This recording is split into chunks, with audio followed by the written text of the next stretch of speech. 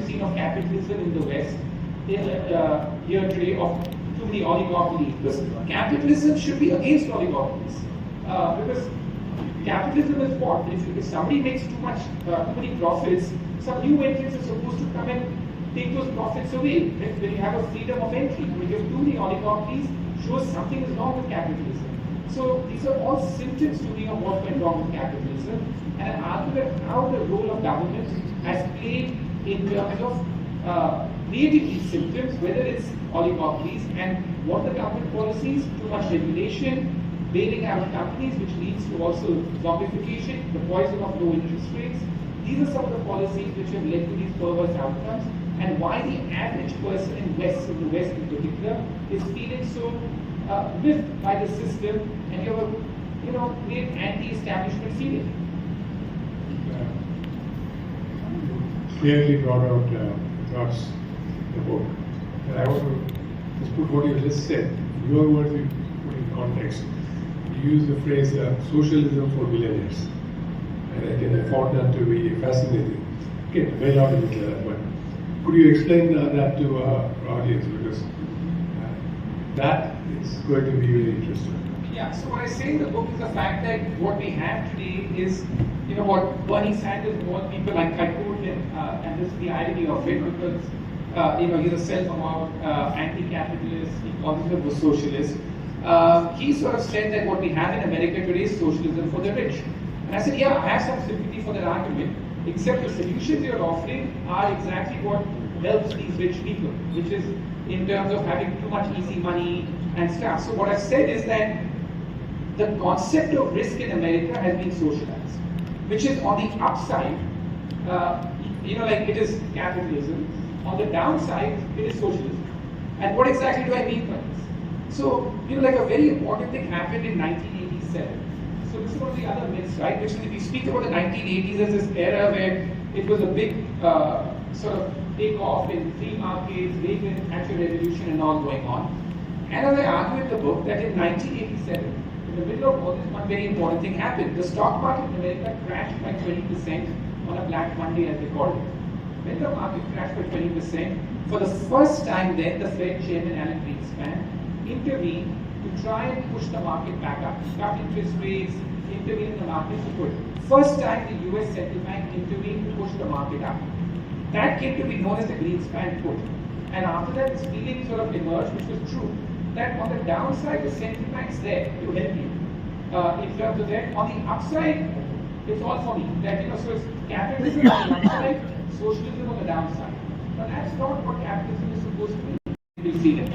But I would just say one thing, that for every country which has done so well, like China, by authoritarian, or even Singapore, there are 5 countries in Africa, Latin America, which are authoritarian and have done really poorly. So there's no guarantee that authoritarian will lead to economic success. But I say eventually, if you want to become a successful nation, you need both economic freedom and political freedom, and you may have 1 or 2 exceptions. But for better economic results, in the first stage of development, most countries have generally got economic freedom first, followed by political freedom. So I think that China, Singapore, and I think almost all of the Middle East is actually proving, or is kind of proving the opposite. Right? They're trying to prove that you don't need the political freedoms to be a successful capitalistic society. Does that?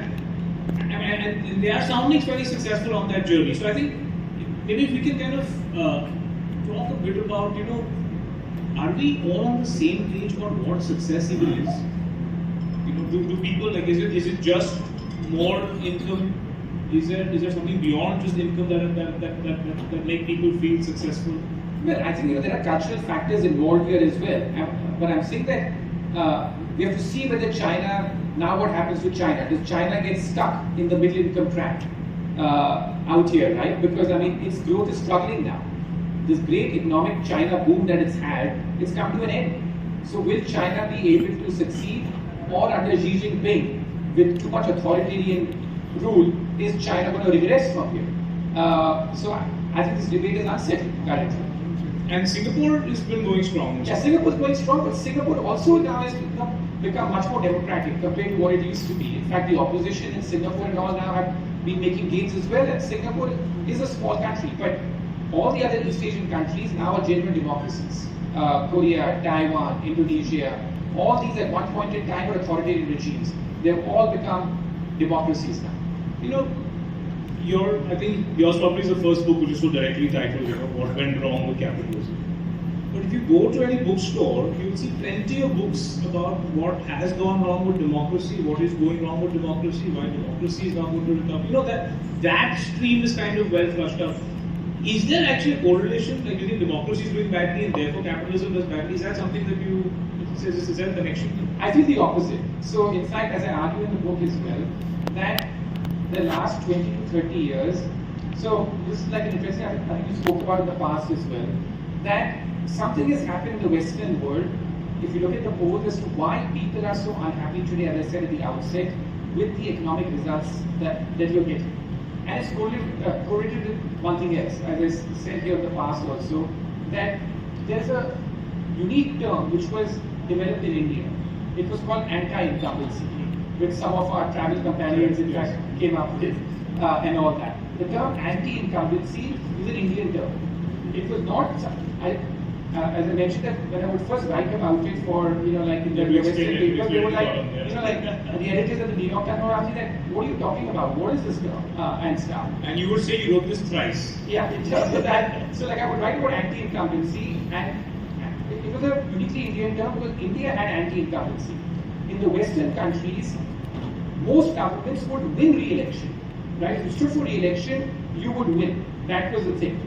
Last few years, most elected leaders in the West, when they stand for re-election, are losing re-election in terms of that. So for this year, if I were to say what is the phrase that I would say is the phrase of the year, and I'm hoping that I can use it by the end of the year, global phrase, if I were to write, is the anti-incumbency.